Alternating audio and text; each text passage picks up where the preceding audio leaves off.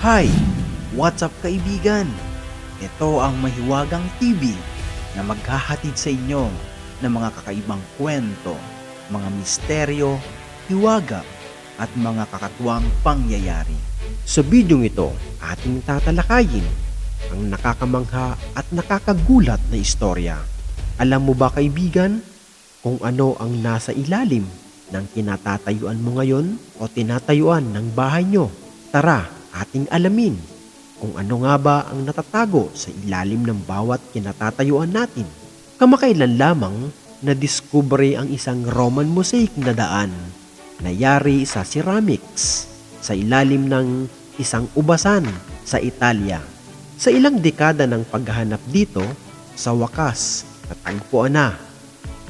Pero bago tayo magpatuloy, kung bago ka pa lang sa aking channel, baka pwedeng pakipindot ng subscribe button at bell at palike na rin ang video.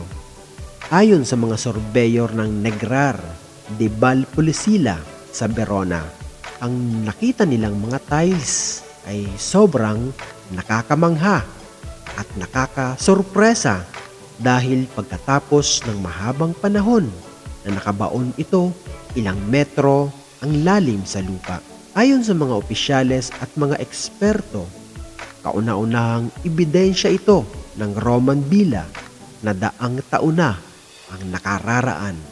Maingat nilang hinuhukay ang lupa at dahan-dahan sa pagbubungkal para makita ang buong itsura at muka ng lumang gusali dahil makalipas ang ilang dekadang paghahanap, ilang dekadang pagkabigo na makita at mahanap ito. Sa wakas, nakita na rin ang matagal nang inaasam at masaksihan ang daang taong nakatago na Roman Villa sa ilalim ng ubasan sa Hilagang Italia. Kung nagustuhan mo ang ganitong mga video, paki-share na rin sa iyong mga kaibigan at kapamilya. Maraming salamat. God bless.